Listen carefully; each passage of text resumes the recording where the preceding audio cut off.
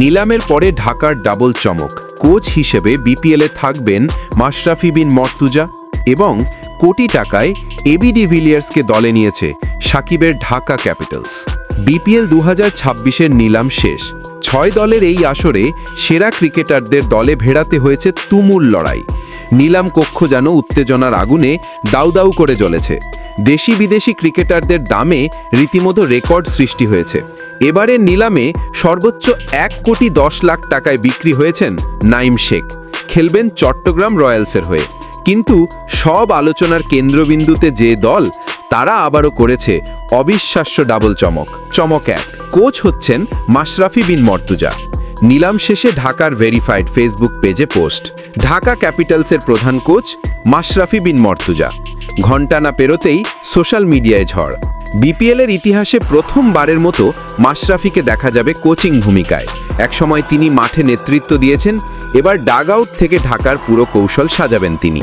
ঢাকার এক কর্মকর্তা জানিয়েছেন, মাশরাফি ঢাকার হৃদয়, তার নেতৃত্ব, অভিজ্ঞতা আর ক্রিকেট বুদ্ধি আমাদের আলাদা শক্তি দেবে।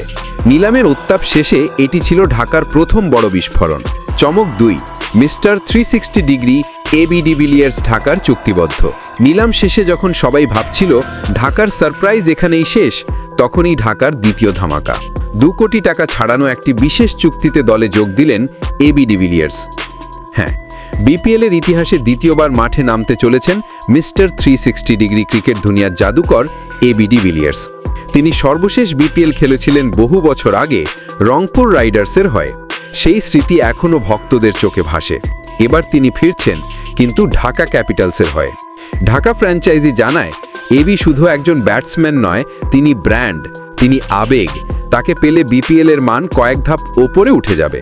ঢাকা ক্যাপিটালস নিলামে সবচেয়ে আলোচিত দল। নিলামে বাজিমাত, সাব্বিরের মতো ক্রিকেটারকে দলে ভেড়ানো, কোচ হিসাবে মাশরাফির আগমন, সর্বশেষ বোমা এবি ডিভিলিয়ার্স। সব মিলিয়ে ঢাকার শিবির এখন যেন ক্রিকেটের সুপারস্টার গ্যালাক্সি। বিশ্লেষকদের চোখে এই মুহূর্তে বিপিএলের সবচেয়ে ভারী স্কোয়াড ঢাকা ক্যাপিটালস।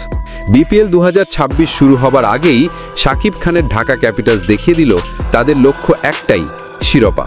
আসন্ন মৌসুমে এই দলটাই নজর কাড়বে, এতে কোনো সন্দেহ নেই।